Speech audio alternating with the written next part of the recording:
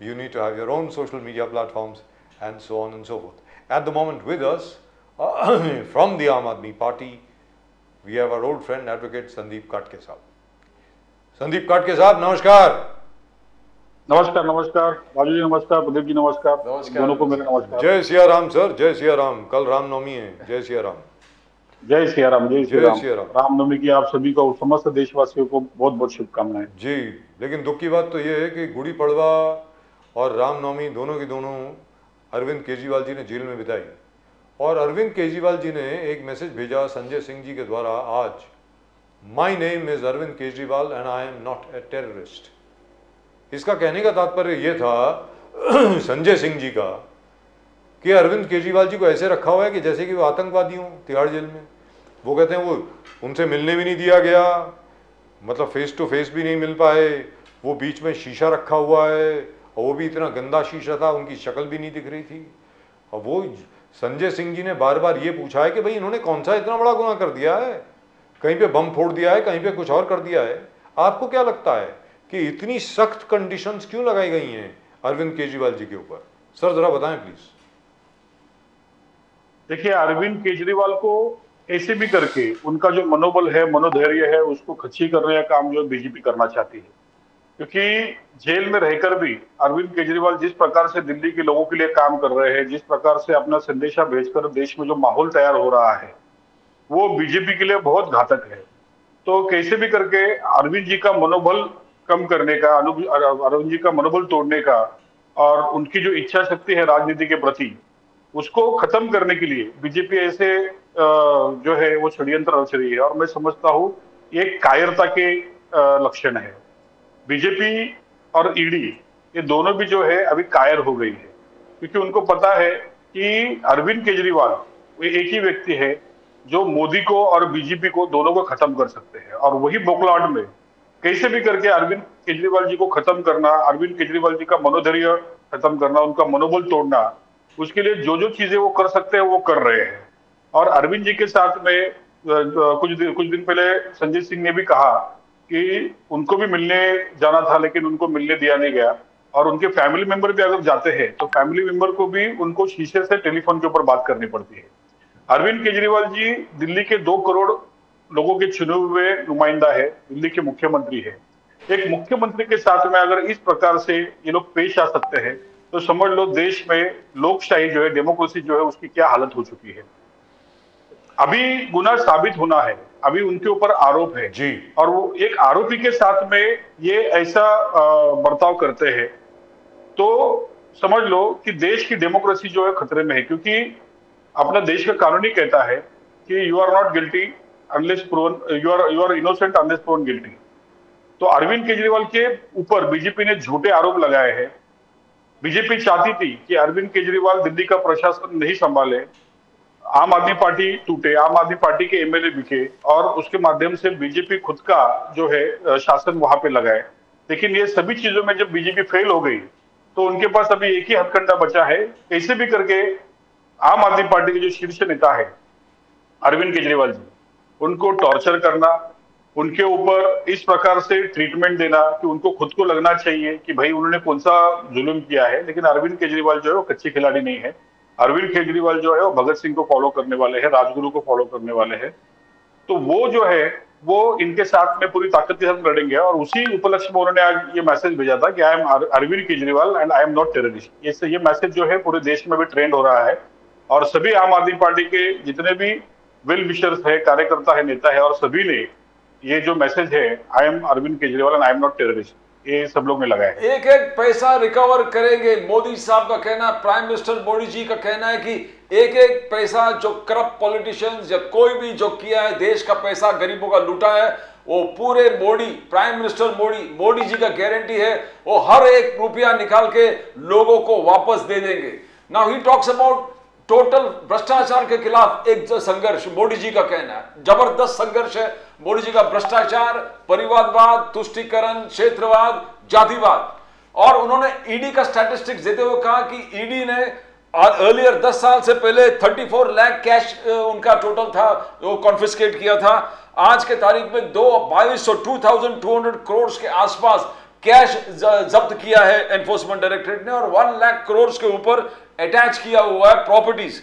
और उन्होंने कहा कि only 2%, only 3% are political leaders who have been arrested. 97% who are arrested by ED is non-political. तो बोले ये संघर्ष जारी रहेगा, भ्रष्टाचार के खिलाफ मोदी जी का संघर्ष जारी रहेगा।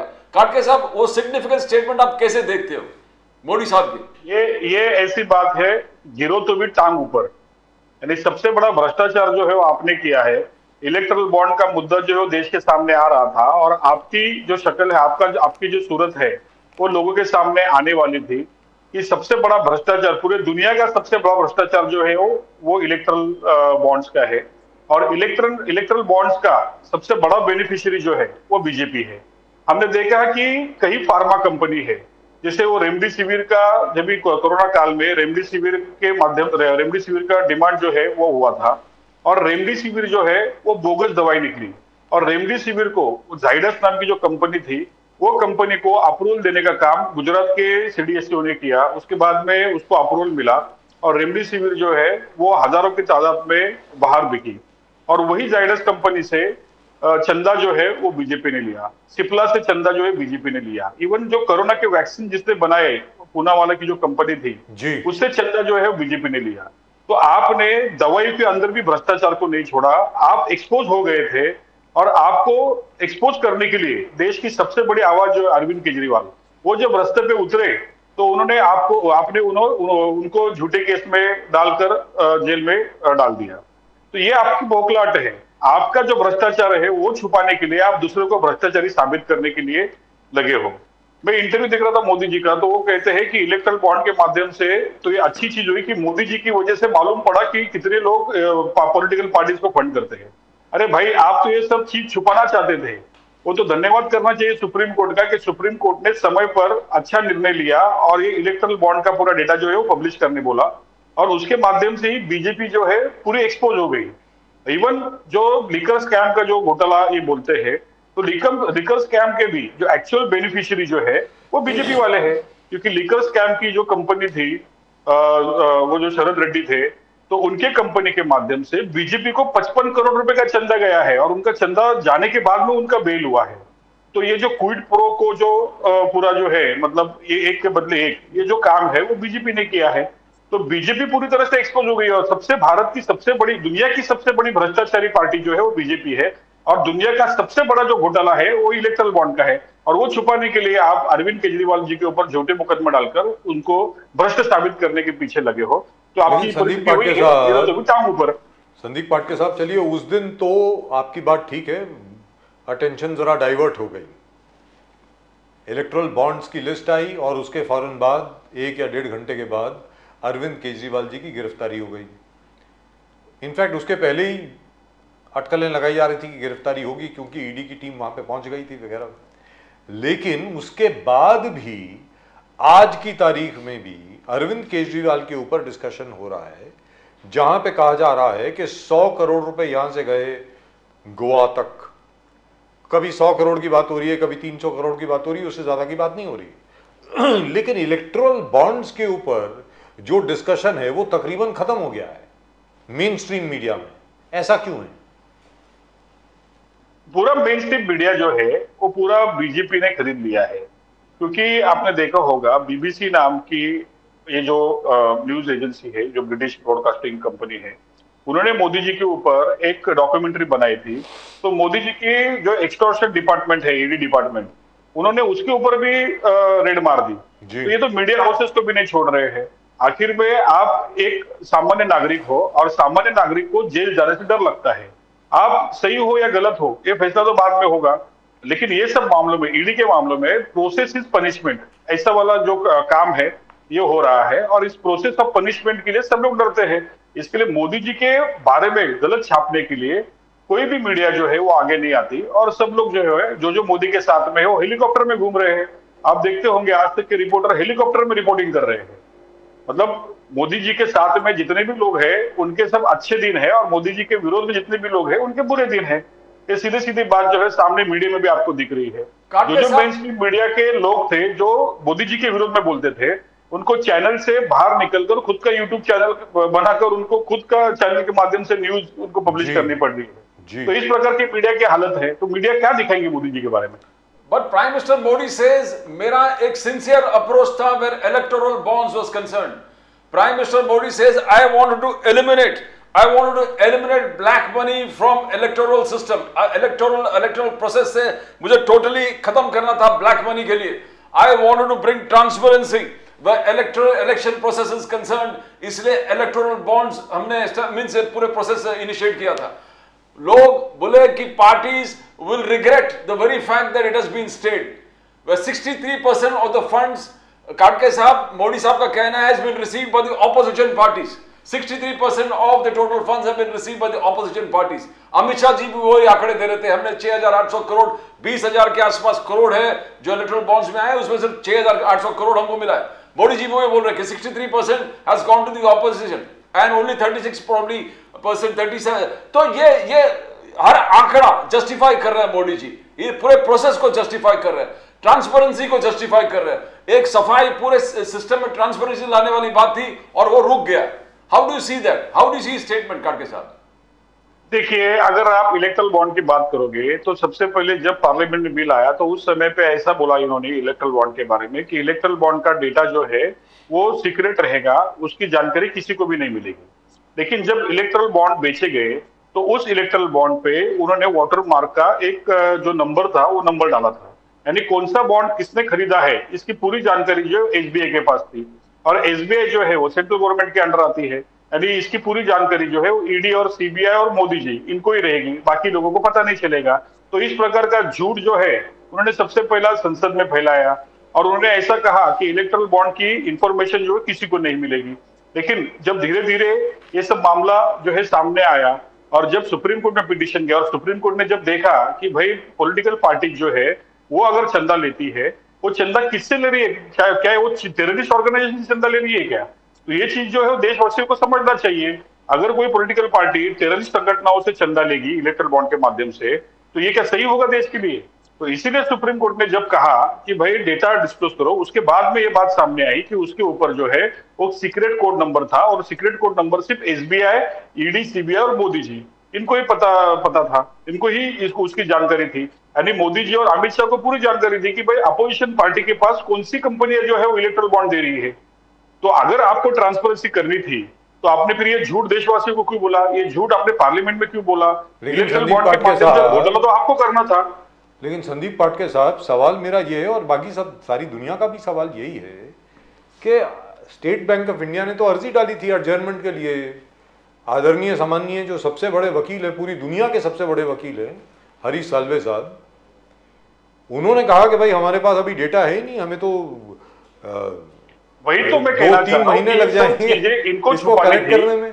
तो ये 2 दिन में कैसे आ गया, 2 या 2.5 दिन में कैसे आ गया डेटा ये? फिर तो उनके पास पूरा डेटा मौजूद था. उनके पास जो सीक्रेट कोड थे जिसके ऊपर वाटर मार्क के ऊपर वो कोड दिखते थे, वो कोड के माध्यम से पूरे इलेक्ट्रल बॉन्ड की जो सेलिंग है वो एसबीआई ने की थी.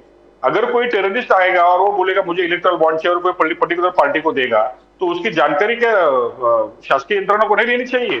तो इसके लिए पूरी जानकारी उनके पास थी. लेकिन उनको मालूम था कि अगर ये चीज सामने आई तो मोदी जी का जो झूठ है वो एक्सपोज हो जाएगा और भारत की सबसे बड़ी पार्टी जो है वो सबसे बड़ी भ्रष्ट पार्टी है, ये भारत की जनता को पता चलेगा. ये चीजें छुपाने के लिए तो उन्होंने सुप्रीम कोर्ट ने कहा था कि हम इलेक्शन के बाद में पूरा डेटा देंगे, लेकिन सुप्रीम कोर्ट ने सुना नहीं क्योंकि सुप्रीम कोर्ट को पता था कि भाई डेटा उनके पास है. सुप्रीम कोर्ट ने जैसे कहा उनको कि 2 दिन में आपको डेटा चाहिए, तो डेटा सामने आ गया. So sir, you are an advocate yourself. Isn't this tantamount to misleading the court or in fact lying in court? ये झूठ नहीं है क्या जो कोर्ट में बोला गया कि भाई हमारे पास तो डेटा है? प्रिसाइसली ये पूरी इनकी जो दुकान है बीजेपी की, पूरे झूठ के ऊपर तो इनकी दुकान. मैं स्टेट बैंक ऑफ इंडिया की बात कर रहा हूं sir. State bank of India के खिलाफ, क्योंकि बीजेपी की तो वाइकेरियस रिस्पॉन्सिबिलिटी आती है ना, वो तो you will have to work out how. Yes. But as far as State Bank of India itself is concerned, आपको लगता नहीं कि स्टेट बैंक ऑफ इंडिया के खिलाफ एकदम फौरन whatever be the section of law which is applicable here, I'm sure there must be for misleading the court. Don't you think somebody should be held liable, sir? Yes. Obviously, ये सब चीजों में if somebody is doing mischief, then he should be held liable. हमने चंडीगढ़ के चुनाव में भी देखा होगा, चंडीगढ़ का मेयर का चुनाव जो था उसमें जी। सुप्रीम कोर्ट ने जजमेंट दिया और सुप्रीम कोर्ट ने वो जो वहां पे जो मैल प्रैक्टिस हुई थी उसको मैल प्रैक्टिस है ऐसा बताकर चंडीगढ़ को जस्टिस दिया। लेकिन जो मैल प्रैक्टिस करने वाला था वो कहाँ गया, उसके ऊपर कौन सी कार्रवाई हुई? मिस्टर अभी तक मसीह। भारत की जनता को पता नहीं। मसीह साहब जी, जी प्रदीप जी। खड़गे साहब, बाद में एजेंडा हिंदुत्व पे आ गया है, राष्ट्र सुरक्षा पे आ गया। मोदी साहब ने आज कहा कि गठबंधन गठबंधन सनातन धर्म के खिलाफ है, कांग्रेस हमेशा राम मंदिर के खिलाफ था। यू कैन हियर मी खड़गे साहब? मिस्टर काटके is getting a telephone call. खड़गे जी, संदीप जी। हेलो, हाँ खड़गे जी, सुनाई दे रहे हैं आपको? संदीप जी, खड़गे साहब, I think hello, I don't think he can hear us right now. you can hear us now. Yes yes yes Yes. Yes yes yes. Modi ji वापस इस चीज को, इलेक्टोरल प्रोसेस को हिंदुत्व और राष्ट्र सुरक्षा पर लेके आए। राम मंदिर 500 साल के बाद जो पुनर्निर्माण हुआ, it was historical achievement by prime minister Modi ji का कहना है। Supreme Court also, the judiciary helped in the entire process. But Congress, सनातन जो गठबंधन है वो सनातन धर्म के खिलाफ, तो राम मंदिर के खिलाफ भी था। राम मंदिर के पुनर्निर्माण के खिलाफ कांग्रेस और पूरे अलायंस ने बहुत काम किए, यहां तक कि कोर्ट्स में जाके उसको रोकना चाहा, वहां रुके नहीं।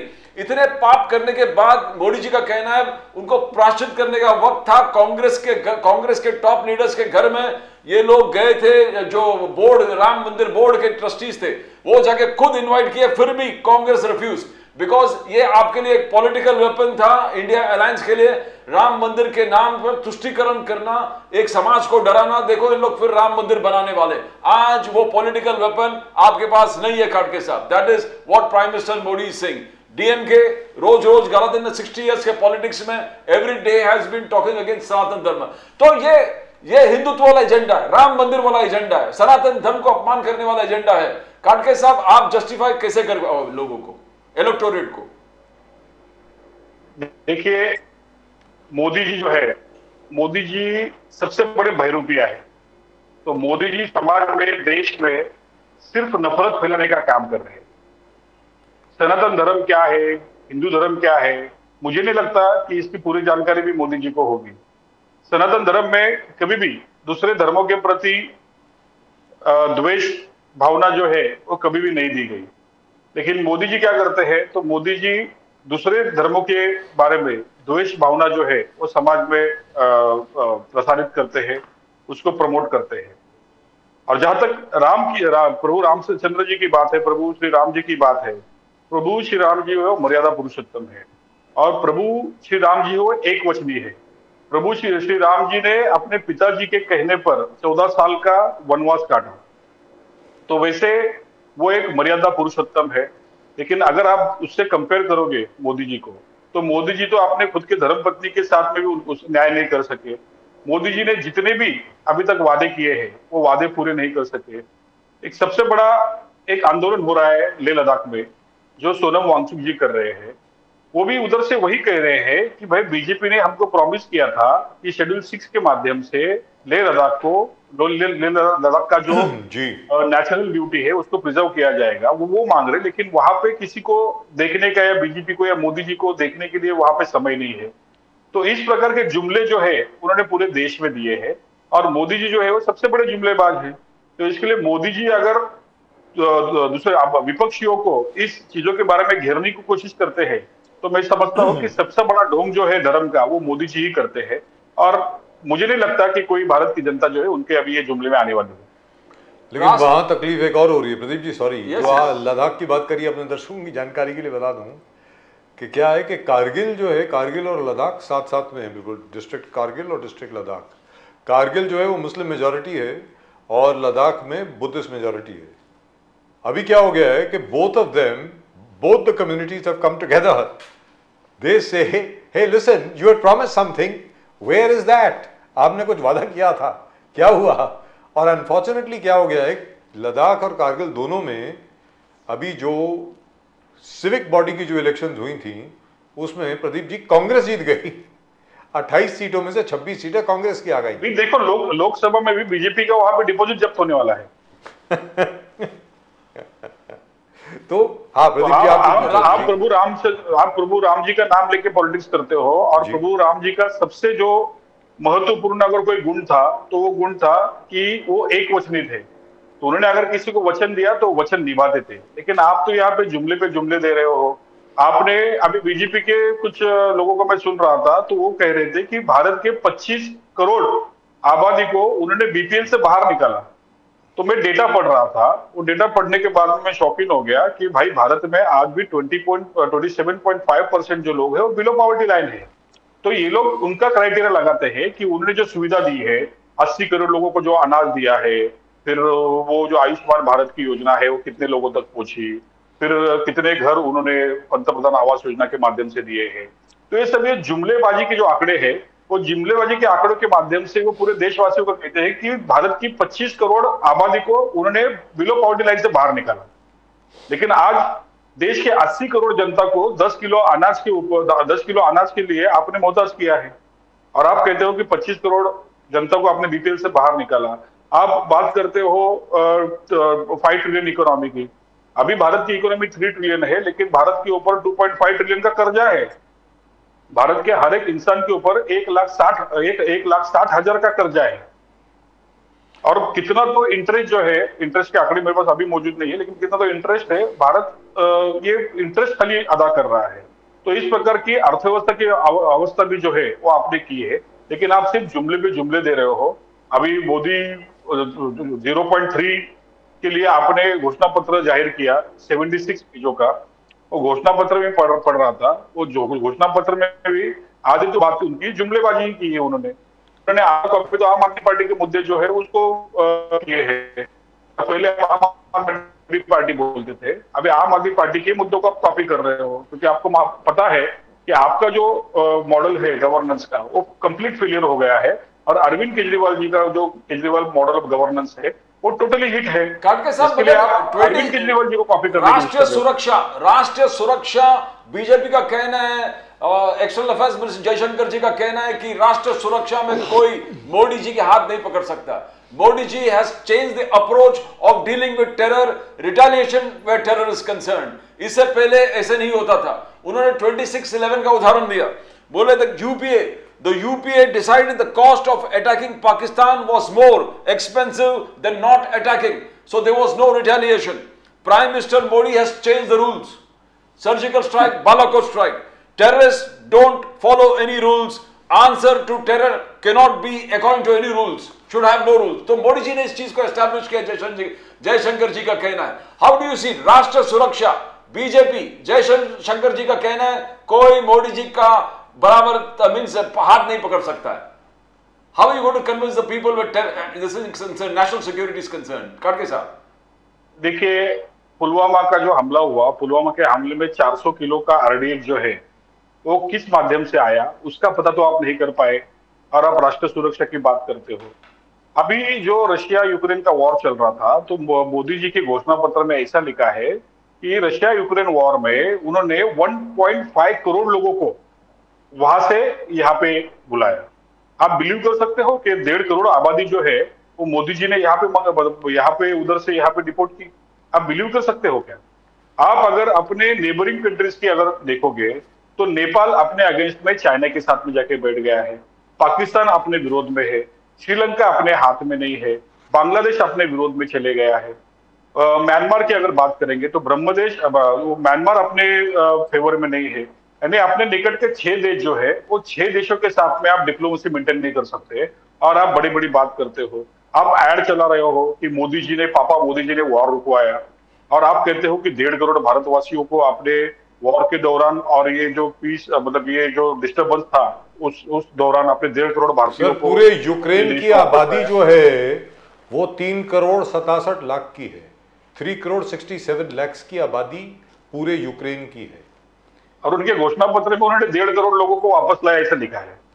तो कितना बड़ा जुमला है। आप खुद ही पढ़िए उनका घोषणा पत्र। तो 1.5 करोड़ लोगों आबादी को, भारत के 1.5 करोड़ लोगों को जो बाहर थे, तो वहां पे क्राइसिस की सिचुएशन में मोदी जी ने 1.5 करोड़ लोगों को भारत में लाया, ऐसा उन्होंने खुद नहीं लिखा है।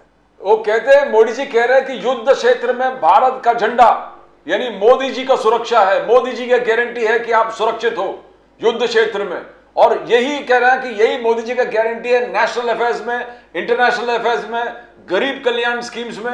अभी जो बीजेपी का मैनिफेस्टो है बोले zero electricity bill, zero electricity, नमो सोलार योजना, जो नमो सोलार योजना है उसके अंतर्गत आपसे सरकार, आपका तो इलेक्ट्रिसिटी फ्री है बट जो इलेक्ट्रिसिटी आप जनरेट करोगे सरकार उस चीज को खरीदेगा, सरकार आपको पैसे देगा ना। ये इनोवेटिव स्कीम्स है गरीब कल्याण, बीजेपी का कहना। काटके साहब, how do you match it? National, international and गरीब कल्याण, मोदी गारंटी यानी पूरे होने वाले गारंटी। मोदी की गारंटी खाली इतनी है कि आप भ्रष्टाचार करो और भ्रष्टाचार करने के बाद में आप किधर कोनों में भी छुपे रहेंगे तो वैक्यूम क्लीनर से आपको खींच के बीजेपी के अंदर ले लेंगे। ये मोदी की गारंटी है। बाकी मोदी जी 2 करोड़ हर साल 2 करोड़ जॉब देने वाले थे, उसमें वो फेल हो गए। मोदी जी इंटरनेशनल लेवल की बात करते हैं लेकिन मणिपुर का वायलेंस जो है वो रोक नहीं सके। मणिपुर में अपने महिलाओं के साथ में जो उत्पीड़न हुआ उसको रोक नहीं सके। मोदी जी महिला सशक्तिकरण की बात करते हैं लेकिन अपने महिला पहलवानों के साथ में उनके ही जो पार्टी के सांसद थे उन्होंने जिस प्रकार से हरकत की और उसको क्या पनिशमेंट दिया ये पूरे देश ने देखा। इसके लिए महिला सशक्तिकरण की आप बात करते हो और आप अपने जो कुश्तीगीर महिला थी, जो पहलवान महिला थी, आपने उनका ही रिस्पेक्ट नहीं किया तो आप किस प्रकार का जो जुमला है जो और देशवासियों के सामने लाओगे? तो मोदी जी की जितनी भी बातें हैं सिर्फ जुमला है और मोदी जी के सिर्फ भक्त है। उन्होंने जो भक्त का चश्मा पहना है वो भक्त के चश्मे से उनको विकास दिखता है। सर यहाँ पर चश्मा निकाल दिया तो वो सब भकास है। सर यहाँ पर आपसे ये बात पूछना चाहता हूँ, अरविंद केजरीवाल जी की जो अर्जी थी सुप्रीम कोर्ट के सामने वो अर्जन हो गई है 28 या 29 अप्रैल को, जहाँ तक मैं जानता हूँ। I think it is 29 April. 29 April, yes. और मनीष सिसोदिया साहब की जो बेल एप्लीकेशन थी वो चौथी बार एडजर्न हुई है sir, 4th time it has been adjourned. In fact the lawyers, उनके जो लॉयर हैं वो प्रोटेस्ट किए, उनका भाई this is unfair, he has been in jail for over a year. Supreme court का क्लियर कट डायरेक्शन है कि even 1 day extra should not be tolerated, even 1 day extra in custody. और मनीष जी अभी 1 साल से जेल में हैं काट के साथ। देखिए अभी 2 दिन पहले ही 21 जजेस ने, 21 जजेस जो हाई कोर्ट और सुप्रीम कोर्ट के जजेस थे, उसमें कुछ अभी रिसेंटली रिटायर्ड हुए हैं और कुछ पहले रिटायर्ड हुए हैं। उन सभी जजेस ने सुप्रीम कोर्ट के चीफ जस्टिस को लेटर लिखा और लेटर के माध्यम से ऐसा लिखा कि उनके ऊपर गवर्नमेंट से दबाव है और ये दबाव जो है वो डेमोक्रेसी के लिए घातक है। तो इसके बारे में चीफ जस्टिस ऑफ इंडिया ने उचित कदम उठाने चाहिए। ऐसा जो पत्र है वो 21 जजेस, 21 जजेस of the high court and supreme court, they have written to the chief justice of India. तो ये आप सीधा सीधा इससे ही अंदाजा लगा सकते हो कि जजेस के ऊपर भी इतना प्रेशर है और उसी प्रेशर के ऊपर ये जो सारी चीजें हो रही है विपक्ष के ऊपर, जो बीजेपी एक परसेप्शन क्रिएट करना चाहती है आम आदमी पार्टी के नेताओं को अंदर रखे कि वो भ्रष्ट है, तो ये परसेप्शन के ऊपर वो किधर ना किधर जुडिशियरी के ऊपर दबाव डाल रही है, वो प्रशासन के ऊपर यानी जो ईडी के अफसर है उनके ऊपर दबाव डाल रही है, मीडिया के ऊपर दबाव डाल रही है। मीडिया भी जो चीजें हैं मोदी जी के फेवर में बताते हैं, क्योंकि मोदी जी के फेवर में जो पत्रकार है वो तो हेलीकॉप्टर में दौरा कर रहे हैं, वो उनकी रिपोर्टिंग हेलीकॉप्टर में कर रहे हैं, लेकिन मोदी जी के विरोध में जो लोग हैं उनके ऊपर ईडी और सीबीआई के छापे पड़ रहे हैं। तो इस प्रकार की पूरी अवस्था जो है पूरे अपनी डेमोक्रेसी की हो गई है।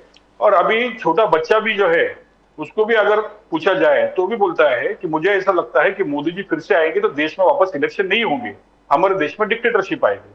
अब देशवासियों को तय करना है कि उनको अपना देश किस डायरेक्शन में लेके जाना है, हिटलर शाही की तरफ लेके जाना है या बाबा साहब अम्बेडकर ने दिए हुए संविधान की तरफ लेके जाना है।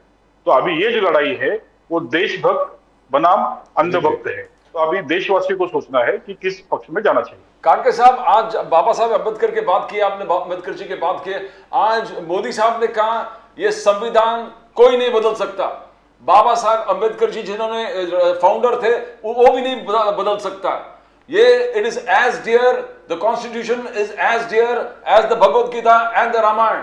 This is in response to बार बार इंडिया अलायंस की तरफ से आलोचना हो रहा है कि ये संविधान आप बदलने वाले हो। कुछ दिन पहले सोनिया गांधी जी ने कहा था कि there is a deep conspiracy to change the constitution, Sonia Gandhi. तो ये इस चीज का जवाब दे रहे हैं कि संविधान में कोई बदलाव नहीं हो सकता, कोई भी नहीं कर सकता। आज प्राइम मिनिस्टर खुद कह रहे हैं कि there is not going to be a change. You don't believe him खड़गे साहब? कैसे बिलीव करें आप, मुझे बताइए। जब दिल्ली की बात चल रही थी तो सुप्रीम कोर्ट ने दिल्ली गवर्नमेंट के फेवर में एक फैसला दिया कि दिल्ली गवर्नमेंट के जो अधिकारी है, अफसर है, उनको ट्रांसफर का पावर जो है वो स्टेट गवर्नमेंट को देना चाहिए। जब संविधान में प्रावधान था और संविधान के हिसाब से सुप्रीम कोर्ट ने जजमेंट दिया, तो उस प्रावधान को अपने पार्लियामेंट में ऑर्डिनेंस लाके चेंज किया। तो आपका इंटेंशन जो है वो भारत में डेमोक्रेसी खत्म करके भारत में हिपोक्रेसी लाना है। ये सीधा सीधा जाहिर सी बात है। और जब आपके ऊपर आरोप लग रहे हैं और आपको जब डर लग रहा है कि लोगों हम तो एक्सपोज हो रहे हैं, लोगों को पता चल रहा है कि भाई हम संविधान बदलने वाले हैं। क्योंकि अगर आपने परसों का या कल का जो मेरठ के उम्मीदवार है, जो अपने रामानंद सागर के रामायण में प्रभु राम जी का जिसने रोल निभाया, अरुण गोविल जी, उनका अगर स्टेटमेंट सुनेंगे तो वो खुद वहां पे बता रहे थे कि भाई अगर संविधान चेंज होता है, संविधान के कुछ प्रावधान चेंज होते हैं, उसमें क्या हर्ज है। तो बीजेपी की जो मानसिकता है वो मानसिकता संविधान बदली करने की है। क्योंकि बीजेपी की जो एपेक्स संगठन है आरएसएस जो है वो मनुवाद को मानने वाली है, वो मनुवादी संस्कृति को मानने वाली है। और संविधान जो है, संविधान ने पूरे मनुवादी संस्कृति को खत्म कर दिया है और आरएसएस फिर से भारत में मनुवादी संस्कृति लाना चाहती है। और वो तब तक नहीं आएगा जब तक भारत का संविधान चेंज नहीं होगा। तो अगर बीजेपी बोलती है कि भाई हम संविधान चेंज नहीं करें, तो उन्होंने आरएसएस से अपना हाथ निकाल लेना चाहिए कि आरएसएस हमारी विंग नहीं है और हम लोग आरएसएस का समर्थन नहीं करते और हम लोग आरएसएस के साथ में नहीं है। सीधी बात है। अगर आप ऐसा बोल दो तो भारत के लोग जो आपको विश्वास करेंगे कि आपको संविधान नहीं बदलना है। लेकिन अगर आप आरएसएस के साथ में हो तो आरएसएस का बेसिक जो है वो मनुवादी जो घटना है वो लाना है। तो आप आओगे तो आप संविधान चेंज करोगे। अभी आप एक्सपोज हो रहे हो, इसके लिए आप फिर से भारतवासियों के सामने जुमला फेंक रहे हो। राइट संदीप काटके साहब, आपको क्या उम्मीद है कि केजरीवाल जी क्या इस बार बाहर आ जाएंगे सर? देखिए, केजरीवाल जी को इन्होंने बाहर नहीं छोड़ना चाहिए, इसके लिए अंदर किया है। तो इलेक्शन तक ये पूरी अपनी जो सिस्टम है उसका मिसयूज करेंगे, यानी जो संवैधानिक संस्थाएं हैं उसका मिसयूज करेंगे जी। अगर हम अभी कहते हैं कि संविधान खतरे में है तो ये एक्चुअल बात है कि संविधान खतरे में है। क्योंकि संविधान ने आपको जो अधिकार दिए हैं, एक मुख्यमंत्री बोल के जो अधिकार दिए हैं, वो मुख्यमंत्री के अधिकारों को आप एक्सरसाइज करने नहीं दे रहे हो। आप अरविंद जी को दिल्ली के 2 करोड़ लोगों ने चुना है। आप दिल्ली में राष्ट्रपति शासन लाना चाहते हो, प्रेसिडेंशियल रूल लाना चाहते हो। तो ये सब चीजें जो है वो सीधा सीधा ये बयान करती है कि बीजेपी जो है देश को हिपोक्रेसी की तरफ लेके जाना चाहती है, हुकूमशाही की तरफ लेके। और मनीष जी का जहां तक प्रश्न है,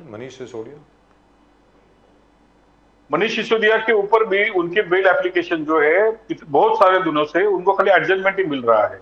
मैंने जैसे अभी थोड़े समय पहले कहा कि भारत के 21 रिटायर्ड जजेस ने सुप्रीम कोर्ट के मुख्य न्यायाधीश को पत्र लिखकर कहा कि उनके ऊपर दबाव है, और उसी दबाव के चलते हुए मनीष सिसोदिया इतने समय से जेल के अंदर है।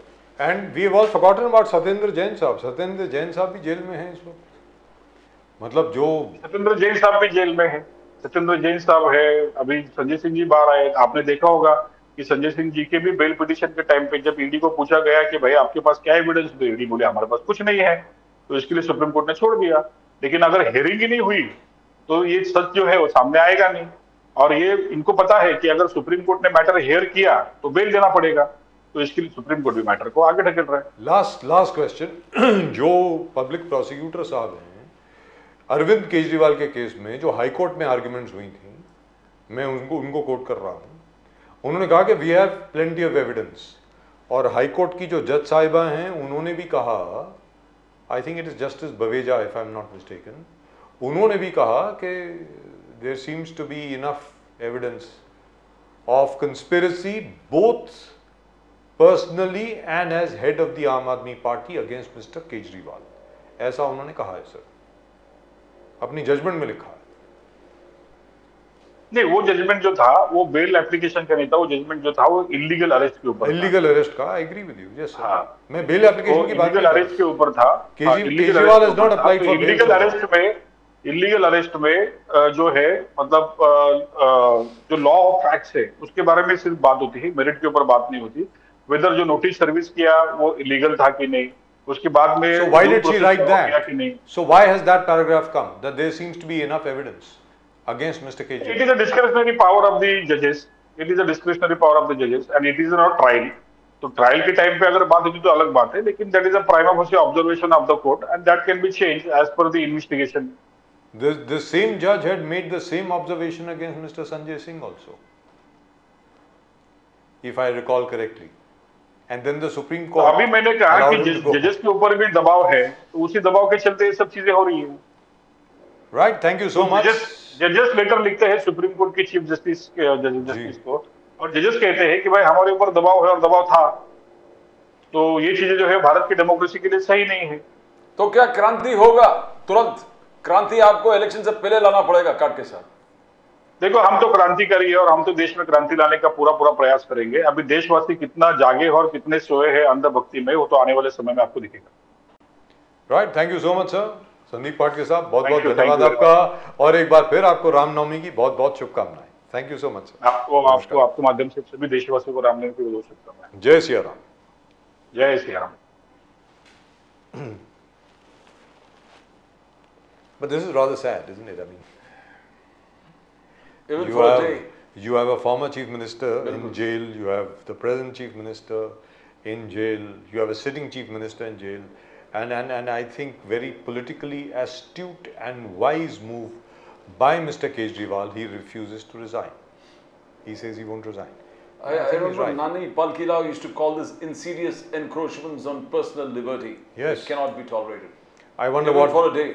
Yes, I agree with you, and I wonder what Mr. Palkiwala would have said of the new law which turns the whole basic tenet of Anglo-Saxon law on its head, wherein you are not innocent till proven guilty, but guilty till proven innocent.